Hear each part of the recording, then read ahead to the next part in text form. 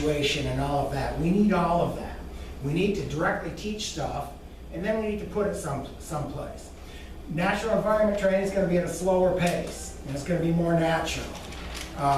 If you just rely on that, unless your kids are not very severe, you may not get enough trials in, because some things there are some things you just need to get thousands of trials a day. You need to get that repetition.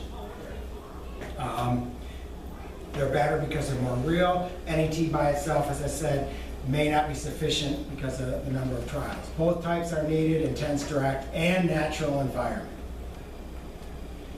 So if you take advantage of situations throughout the day that occur outside of the formal setting, you can work on many skills without setting up a separate time. Now, it's a continuum of structure, and I like to at least teach parents to come up with some routines that they don't have to go out of their way. Okay, you're already making dinner. What can you do during dinner? Okay, that's the least. So without really setting up extra time, can you change the way that you interact with your child? That's the least. But that's not to say, hey, from 7 to 9, I'm gonna work with my kid. Now, he's having a long day. I'm not gonna sit down at the table, but I'm gonna actually plan some things and work. So it's not like it's an all or nothing. So there's that level. We're doing training from 7 to 9. That's part of it, okay. But even if you don't do that, or if you do that in addition, it's like, how do I just react on a day-to-day basis, minute to minute? I spend 6 hours with my kid per day, 2 hours a day, 10 hours a day, whatever it is. How can I make most of that time more effective? And then, of course, there are times when the kids they have to learn how to entertain themselves for a while. That's a whole nother. Some kids. Part of our goal sometimes might be, can we teach this child to play Legos for 20 minutes? And that sounds, for some parents, that's like, oh, that'd be so sweet. All parents, whether they're. So you can significantly increase the number of daily meaningful learning opportunities. So what's a meaningful learning opportunity? It's one thing I look at when I go into programs, I go into schools, and I look at meaningful learning opportunities. Not just trials. You can go in and count trials. But what's a trial? Somebody talking at you. I've seen kids in circle time, the teachers say they're doing great, the parents think they're doing great. I walk in and the teacher in the circle time, this is, let's say, a typical kindergartner, and there's one typical kindergarten class at circle time, and there's one child that's my client that I'm coming to see and observe, and the teacher's just boom, boom, boom, boom, all of these trials, what day is it, what'd you do on yesterday's 4th of July, who'd you go out with, and what'd you play, and Johnny, can you tell me what, today's Tuesday, what day is tomorrow? I'm thinking, wow, look at all these trials, my kid's doing. Okay, those are not trials for my kid. They're not at all. But yet the teacher says, oh, he's doing great. What's that mean? No. Yeah. Say, well, what's your goal? I say, well, what's your goal? If that's the goal, okay, but boy. And I understand. Okay, that can be a goal, but a lot of times, most of the days like that, I'm saying, come on, we've got higher expectations. So sometimes I'll spend 4 hours observing a program or a setting or a child and say, and I'll count, 3 meaningful trials, 500 trials, but 3 of them were I thought meaningful. We want to increase that. So I kind of came up with what's a meaningful, this is my definition of a meaningful trial. Meaningful learning opportunity.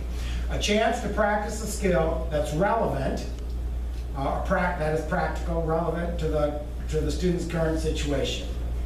Now that could be, to include things like, an imitation might not be functional right now or directly relevant, but it's relevant in the sense of we need to teach that skill. This child needs to perfect that skill because an imitation repertoire or listener responding repertoire, being able to touch your head, may not get you anywhere in life because you can touch your head.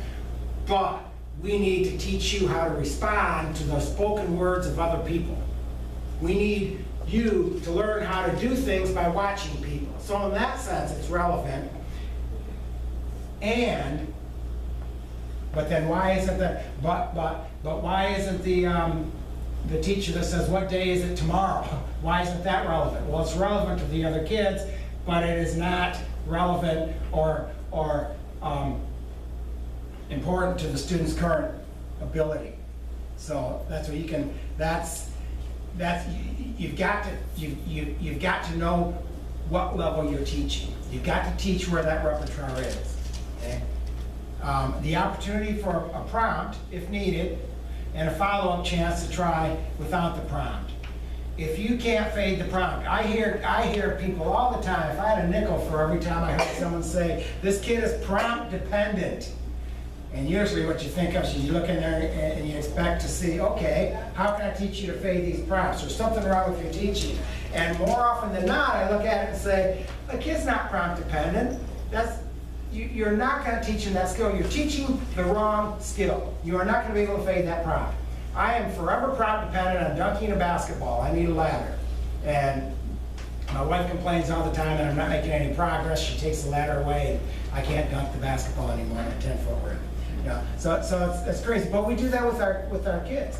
I see, again, back in many of my examples, and I draw most of my examples from, I don't want to mention names of places, but I've been doing this for 20 years, working in schools and in homes and all this. I've seen good therapy and bad therapy, and I see a lot of bad therapy. It's not their fault. It's my job there to get it better. But I'll see, for that circle time example, I see that a lot. But then there's a child that's in art. Now it's time for art, and there's a hand-over-hand project, and there's this really nice, it's Thanksgiving coming up, so there's this really nice turkey, and it's all colored and cut out and pasted and glued. It looks really nice on the refrigerator, and the kid signs his name. You know who should really sign their name to that is the TA. And I look at that activity, and I'm not saying that's not fun, that's not without value, because, but what is the goal there? If you're going to tell me that that's art class for the kid, and that is really helping his repertoire, I might argue that. I'm not going to say, hey, that's a bad activity, he's not getting anything out of it. But to say, what could there be a better time better spent? And I'd say those aren't really meaningful learning trials. And I say that, and they could be. It just depends on your goal. And I don't mean that as a blanket statement, but in a lot of cases, if you're saying, we're teaching art and we're working on cutting and pasting, but usually they'll say, well, we can't, the kid's prompt dependent. And say, well, why don't you work on things that you can fake? Instead of working on making a turkey, maybe work on cutting or drawing a straight line or things like that.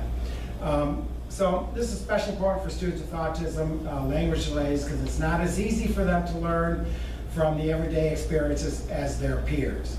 So like I said, with typical peers, a kid can learn how to do a somersault just by watching their peer. Something simple like that. They may not be able to do a backflip on a beam without specific training, but rather the simpler things, and language and telling stories and all of that. We have to work a little harder with our kids. Okay, now for the basketball analogy. So in order to learn how to dribble a basketball or do a layup, it's best to practice in isolation. If you go in, if you've never done that before, let's say you're a typical 7th grade, and you can almost say, I see this in some of our school systems. Like, imagine a typical 7th grader, never played basketball, and wants to learn. And you put them on the varsity team in a game, and throw them in there. What's going to happen? Or even in a scrimmage. There's no way. But yet I see that with our kids a lot. So how are you going to teach? Where are you going to start? You have to learn how to dribble. And one thing, problem with tossing the kids into the game, and even if it's not with advanced kids over their level, but even if it's over their age, but even if it's just kids that already know how to play, one, you're going to get punished. No one's going to want to play with you. So, and two, you're not going to learn. You're not going to have enough trials. And the trials, you're not going to be, to get that basketball dribble and the shot, and then learn to walk while you're dribbling, and all of those basics, you have to have constant feedback, constant reinforcement. I'm even talking typical kids. Constant or pretty good reinforcement. Doesn't have to be constant. You've got to have feedback. You've got to have prompting. I have to show you how to do it. I want you to practice. And how many times do you have to practice dribbling a ball before you can, not hit your foot and dribble? There's a lot to it. You're just not going to learn it very effectively if I throw you into that. So that's the discrete trial. Those are needed. We need to teach the basic skills, okay? So you need to learn how to dribble, shoot a basket, make a pass, dribble while running. These things are going to be harder to learn in a game situation. Again, many trials are needed. Now, but as you learn these skills, now imagine I taught you all of these skills. I taught you how to dribble, I taught you how to pass, I taught you how to catch, I taught you how to walk while dribbling, and I start building. I even teach you how to do a figure eight and all of that. What's the point of that? What's next? Okay. What are you going to do with that? Now, usually when you're teaching it, there's an intent to do something with that, and that's a game situation or a scrimmage or some sort of real life situation. So you don't see many people practicing basketball without the intent of playing in a game, whether they do or not. And so if you're on a team, practices are divided into drills, where you learn the basics, and then there's parts where you're combining. There's like, here's the drills, here's some, some 2-on-2, we're practicing a little defense, passing, figure eights, and then there's the scrimmage. Let's try this, and we're going to put this all together. At least that's, I'm drawing from my memory from the last time I played organized basketball in 1972.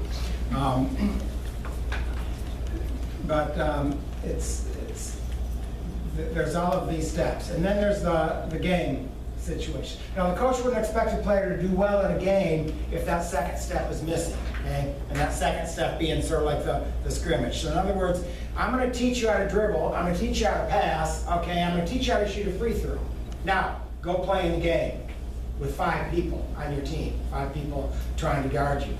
It's not going to work. So you've got to have now that next step. Okay, let's kind of put this together in a scrimmage. Because now I'm going to let you practice what you just learned in a situation where it's okay to make a mistake. There's a scrimmage, I got my whistle, and I can stop the action and say, wait, let's try that again. Okay? Let's this time you guard Joe and you switch places here, and let's try that again. And so that's a step. Now, a coach can't do that in the game, but the game is still valuable. Well, one, because it's a game, obviously, but from a coaching or teaching perspective, you're watching your kids or you're watching the game, you can't intervene, but you can watch and say, you know what? He really needs to work on this a little bit more. So sometimes I'm in a classroom, and for me, that's sort of like the game. If I'm not really working, but I'm just there to observe, I can't go in there and stop the action and say, hey, let's try this again. But I can say, this boy or this girl needs to work on this, that, or the other. Or that activity would be appropriate if we can get these skills up. So all of these various levels are important. So the players are taught to put these skills together, play defense, work as a team. Finally, they're taught to, and given practice, playing in a game-like situation or a real game, eventually in real games where everything's put together. So again, you wouldn't expect a team that has never scrimmaged, never played in a game, to do very well in a game situation. And again, I've seen that a lot where you teach, that's like, you teach, if you just have the drills and the game. That's like, I'm going to teach you how to identify airplane, bird, and fire truck, and all of these things. So you have 2,000 labels and some receptive responses and all of your basics. Now I'm going to put you in a classroom. Can you imagine? That's like teaching all of the basics. Now you go in the game. So that's what I'm really focused on here, those middle steps. What do we do? How do we get from here to here? I taught you this. Now, where am I going and how do I get there? I taught you cup. That, like the example, I taught you cup, now how do I get you to use that in a real conversation and to have a functional understanding of what a cup is and what does that take? I may skip some slides because what I say isn't always correspond exactly with the slides, because sometimes I'll tell the whole story without turning a slide, and then I have to skip these slides. So that, summary of the 4 parts, basic drills, complex. I used this for a class I was teaching once, and sometimes people got too caught up with the examples. Would this be a complex drill or a scrimmage? So don't think that deep. The point is it's a continuum from drills to practice, learning the skills, to ultimately using them. Okay? The game, the ultimate reality. All right, so the summary of 4 parts. Now I'm going to start correlating this a little bit more with our students. In order for a student to be successful in the game, now there's quotes, so now it's like the game is life. All of the component parts must be in his or her repertoire. And that might be overstating a lot, not all. I mean, a lot. You don't have to be perfect. Some of the videos I'll show you, it's like, you know, I'll talk about what is independent. You know, is independence all or none? Do you have to have every skill set? Do you have to be able to take care of yourself totally 100% for us to call it a success? No. There's all of these levels. Just like there's a continuum of types of training and teaching. There's a continuum of success. But in general, the more that you teach, the more options there are going to be for our kids as they grow older. Those kids that aren't, see, I gotta look at the difference between kids that are young, and we're gonna get them mainstreamed, and hopefully they're not gonna need our help, or they might need a little tutoring or something like that. That's a different category. Those kids, we're just teaching them in a way that the system can take over, and they're good. It's the older kids that don't quite make that. Those are the ones you look at the skills a little bit differently. You start thinking, what are they going to be like in 5 years, in 10 years? What skills do they need? And that's when you start thinking, this boy's not going to be totally independent. Well, okay, so he can't go to Kroger all by himself, get in his car and drive to Kroger and buy his groceries. But what if you could drop him off and give him a list? Could he do that? Yeah. Well, what if he couldn't do that? But what if you took him in the store and he had a list and he did this, that, and the other? And wherever you end up, you're going to say, that would be kind of neat. But that's not total independence. Yeah, it would sure help me a lot because I could drop him off and I could go do my laundry next door or something. And that's going to give the kid more options in life as his result. So anyway, these are the skills that need to be taught. Basic drills. Curriculum we teach: directly, imitation, matching the sample, receptive responding, labeling, mands. I should probably take mands out. I should put that on the next level because that's more directly relevant right off the bat, asking for things. Complex drills, manning in the natural environment, labeling and receptively identifying items in the natural environment. So it's like, so what if I can teach you to label a shoe, a picture of a shoe? You've got to somehow get that into the natural environment. At least, if I point to my shoe, you've got to know that that's a shoe. Demonstrating features and functions of items that have been taught. We're starting to get into that next level. It's like, okay, I teach you a ball, and I say, bounce the ball, or tell me something that bounces. Do you know what bounce means? I want to teach everything about a ball. If I'm going to talk to you about a ball, and our conversations aren't like, hey, touch the ball, touch the cat. And kids don't walk around, sometimes they do, younger infants as they're learning to talk to you, but generally we don't walk around saying, hey, clock, phone, refrigerator. Do I have your attention? That's kind of dull. So there's more that we need to teach about that. For example, I'm teaching a car. What is there to know about a car? You say, well, a car has wheels. Well, what are wheels? What are wheels for? So now I'm thinking about that specific again. Car. What do you need to know